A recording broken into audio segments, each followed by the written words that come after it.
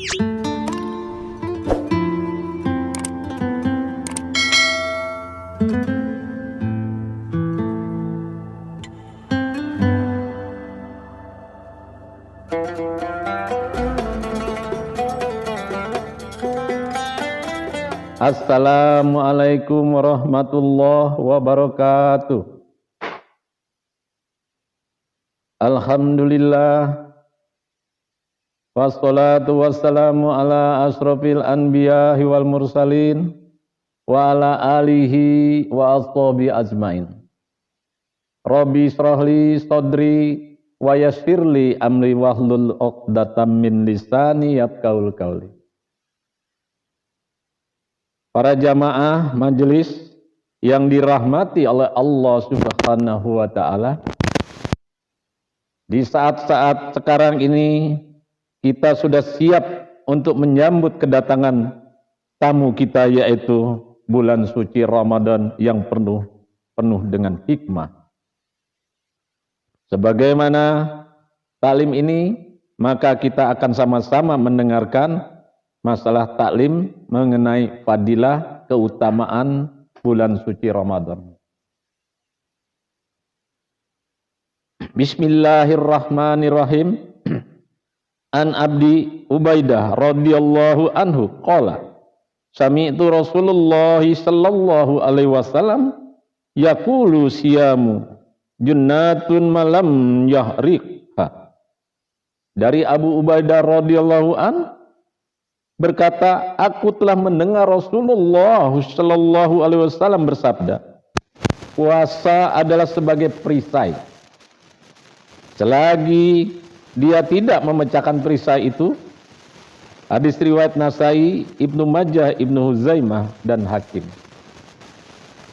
Penjelasan di hadis tersebut, yakni maksud dengan perisai atau pelindung di sini adalah diumpamakan seperti manusia melindungi diri dengan perisai.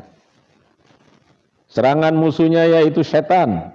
Dalam hadis lain diberitakan bahwa puasa dapat menyelamatkan orang-orang yang melakukannya dari azab Allah. Riwayat lain menyebutkan bahwa puasa adalah pelindung dari api neraka jahanam.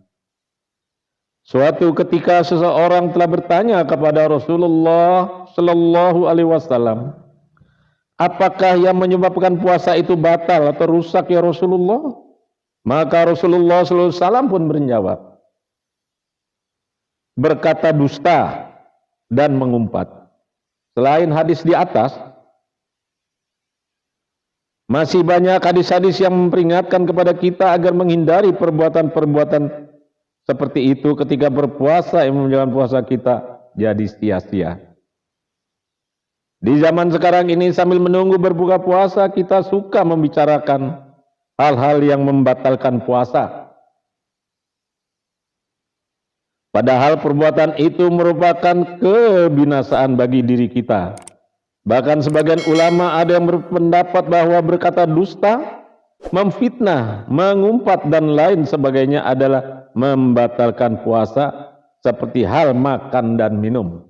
Bahkan sebagian ulama ada yang berpendapat bahwa berkata dusta, memfitnah, mengumpat dan lain sebagainya adalah membatalkan puasa seperti halnya makan dan minum.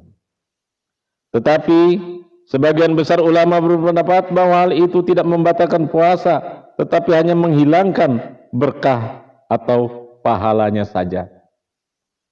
Para ulama telah menyebutkan 6 perkara yang sangat penting untuk dijaga ketika berpuasa. Adapun 6 tersebut antara lain yang pertama, hendaknya menjaga pandangan dari melihat hal-hal yang dilarang. Bahkan sebagian ada yang berpendapat bahwa melihat dengan perasaan nafsu terhadap istri sendiri pun dilarang. Apalagi wanita lain juga hendaknya menghindari pandangan dari melihat hal-hal yang melalaikan. Rasulullah SAW bersabda, pandangan adalah satu anak panah dari panah-panah setan. Barang siapa takut kepada Allah, hindarilah melihat maksiat, maka Allah mengaruniakan kepadanya cahaya iman yang kemanisan dan kelezatannya akan terasa di hati. para ahli sufi menafsirkan bahwa termasuk pandangan yang harus dihindari yaitu melihat hal-hal yang mengalihkan perhatian seseorang kepada selain Allah. Adapun yang kedua, menjaga lidah dari dusta, perkataan sia-sia, mengumpat, berkata kotor, menipu, bertengkar, dan sebagainya. Dalam Sahih Bukhari ada sebuah riwayat menyebutkan bahwa puasa ada perisai bagi manusia. Oleh karena itu mereka yang berpuasa hendaknya menjadi perkataan yang buruk, menjaga perkataan yang buruk dan perkataan yang bodoh, seperti mengejek, bertengkar, dan sebagainya. Apabila ada orang yang mengajak bertengkar, katakan saja, saya sedang berpuasa. Yakni jangan terpancing emosi oleh perkataan-perkataan orang yang mengajak bertengkar dengan mengatakan saya sedang berpuasa. Kepadanya, jika ia orang mengerti, jika ia orang bodoh dan tidak mengerti, maka hendaknya kita memahamkan hati kita sendiri bahwasanya saya sedang berpuasa. Dan tidak pantas bagi saya menjawab perkataan yang sia-sia itu. Hal yang sangat penting juga tidak dihindari, yaitu membicarakan keburukan orang lain dan dusta, yang menurut sebagian ulama puasa akan batal karenanya, sebagaimana telah diterangkan sebelumnya. Pada zaman Rasulullah SAW ada dua orang wanita yang sedang berpuasa, tetapi tidak dapat tidak dapat menahan rasa lapar, sehingga keduanya hampir wafat. Para sahabat memberitahukan kepada Nabi mengenai hal itu. Kemudian Rasulullah membawa sebuah mangkuk dan menyuruh mereka muntah ke dalamnya. Ketika keduanya memuntahkan isi perutnya, keluarlah potongan-potongan daging mentah dan darah. Para sahabat sangat terkejut melihat peristiwa itu. Lalu Rasulullah SAW bersabda, mereka berpuasa dari makanan yang halal, tetapi memakan yang haram, yaitu keduanya membicarakan keburukan orang lain.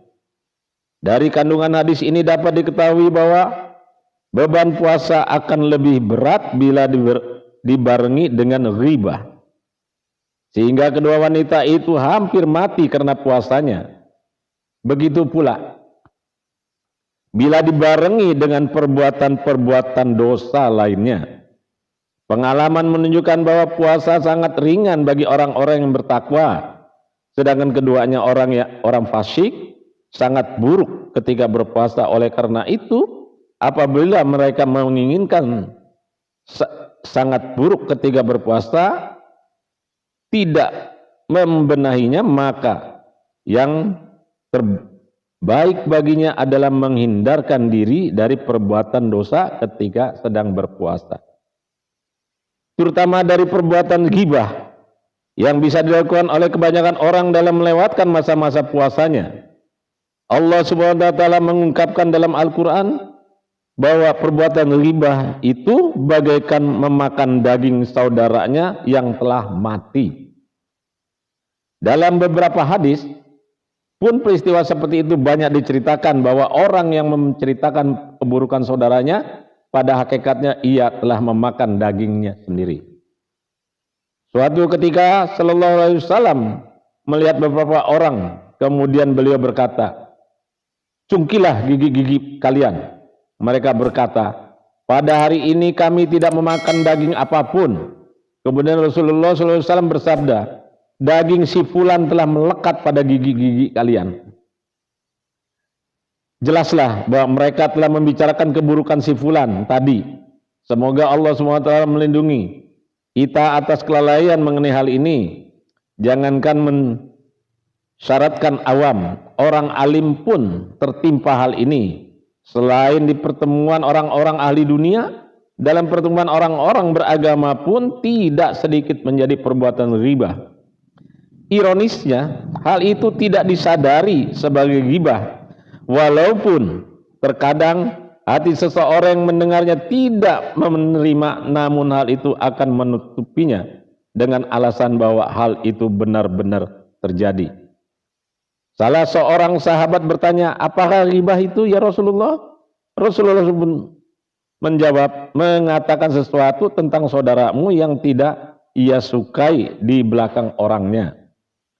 Selanjutnya, sahabat itu bertanya, apakah masih dikatakan ghibah jika yang saya katakan itu memang benar terdapat pada dirinya? Rasulullah SAW menjawab, bila benar demikian maka sebenarnya itulah yang ghibah. Sedangkan jika yang kamu katakan itu dusta, maka kamu telah memfitnahnya. Suatu ketika Rasulullah SAW melewatkan dua buah keburukan. Suatu ketika Rasulullah SAW melewatkan dua buah kuburan, Rasulullah berkata, kedua penghuni kuburan ini sedang disiksa. Seseorang disiksa karena membicarakan kejelekan orang lain, dan yang lain disiksa karena tidak berhenti. Suatu ketika Rasulullah SAW melewati dua buah kuburan, Rasulullah pun berkata, kedua penghuni kubur ini sedang disiksa. Seseorang disiksa karena membicarakan kejelekan orang lain, dan yang lainnya disiksa karena tidak berhati-hati ketika buang air kecil. Rasulullah SAW juga bersabda, terdapat lebih dari 70 derajat dosa karena riba. Yang terendah adalah sama dengan melakukan zina dengan ibunya sendiri.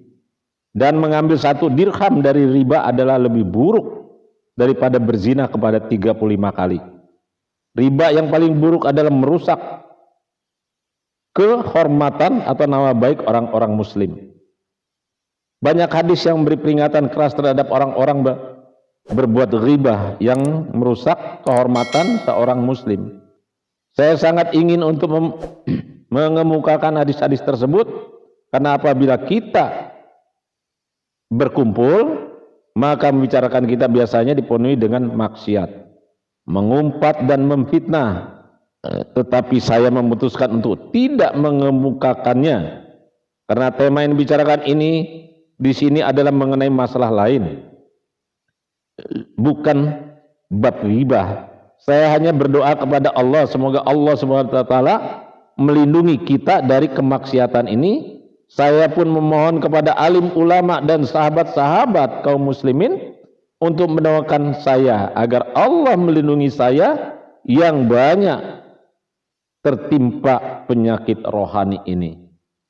Kesombongan, kebodohan, kelalaian, hasad, buruk sangka, dusta, ingkar janji, ria, kebencian, ghibah, permusuhan.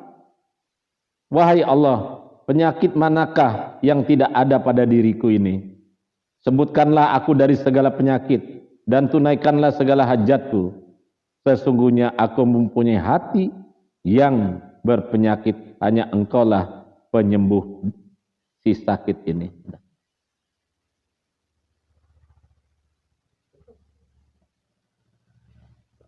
Demikianlah para jamaah kaum muslimin majelis taklim ini. Demikian dua keterangan hadis tersebut, dan insya Allah nanti kita akan lanjutkan lagi. Masih ada penjelasan yang ketiga, keempat, kelima, dan keenam. Maka apa yang kita sampaikan, yang barusan kita dengarkan ini, bisa ada manfaatnya untuk diri kita, untuk bisa kita amalkan dalam kehidupan kita sehari-hari, dan bisa kita sampaikan kepada keluarga kita, saudara-saudara kita, dan khususnya umat seluruh alam. Untuk itu, demi untuk kesempurnaannya majelis ini, mari kita tutup dengan doa kifarat majelis. Subhanallah wa bihamdihi, subhanallah wa bihamdika, asyhadu an la ilaha illa anta, astaghfiruka wa atubu ilaik. Assalamualaikum warahmatullahi wabarakatuh.